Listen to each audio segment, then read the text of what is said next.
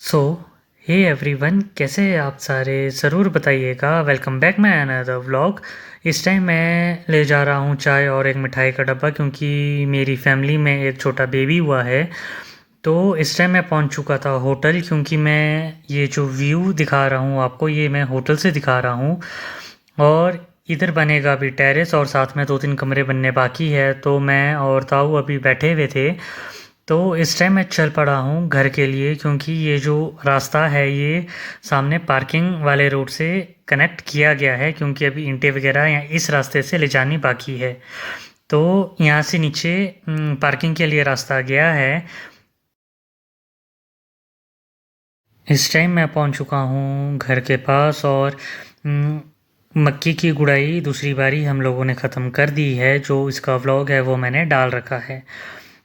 इस वाले खेत से निचले वाले खेत में जाने के लिए पत्थर वाली सीढ़ी बनाई गई है, और मेरे घर के पास काफ़ी सारे कुत्ते आते हैं और हम इनको परेशान नहीं करते। इस खेत के साथ निचले वाले खेत में आलू लगाए गए हैं। जो आलू है वो हर बारी चेंज होते रहते हैं, कभी दूसरे खेत में लगाते हैं, कभी दूसरे खेत में। और आजकल सेब लगने शुरू हो चुके हैं, और साथों साथ घर का काम हो चुका है शुरू। में इस टाइम आ चुका था गोबर गैस के पास गोबर फेंकने के लिए। इस खेत के साथ जो रास्ता है, बरसात के टाइम थोड़ी दिक्कत होती है, इन बिच्छू के साथ काफ़ी कीचड़ हो चुका है। और इस खेत की भी गुड़ाई हम लोगों ने काफ़ी पहले ख़त्म कर दी गई है। तो इस टाइम मैं चल पड़ा हूँ डब्बा लेके ओबरे के पास, और बरसात के टाइम इस वाले रास्ते में और इन पत्थर वाली सीढ़ियों में काफ़ी दिक्कत होती है चलने में, तो यहाँ से थोड़ा ध्यान से हमारे को चलना पड़ता है।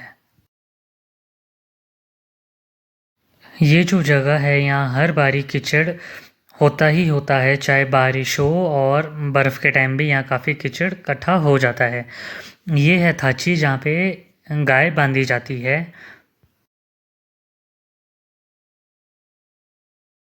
थोड़ी देर के बाद 11वें दिन की पूजा ख़त्म हो चुकी थी, क्योंकि घर में एक बेबी हुआ था मेरे कज़न ब्रदर का, और साथों साथ मेरी भाई की बेटी का भी जन्मदिन था। और यहाँ पे अब शाम के लिए खाना बनाने की तैयारी शुरू हो चुकी है। तो इस टाइम मैं आ चुका था पुराने घर में।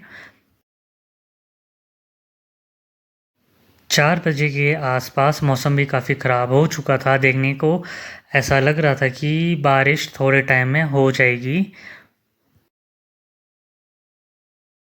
ये है मेरा डॉग। किसी ने घर वालों ने गलती से गेट खुला रख दिया था, और ये बाहर आ गया था। इसको दिन में 2 बारी खोलते हैं, मॉर्निंग और शाम के टाइम।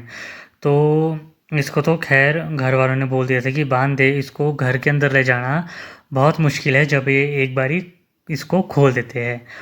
शाम के टाइम ताऊ ने गाय खोलनी शुरू कर दी थी, क्योंकि बारिश आने का डर था। तो इसके बाद बैलों को खोला जाएगा।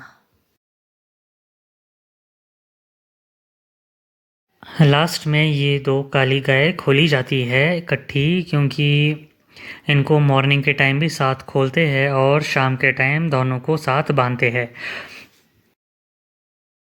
जब भी गाय और बैल खोलते हैं, जो मेरा कुत्ता है वो इनको देख के भौंकना शुरू कर देता है।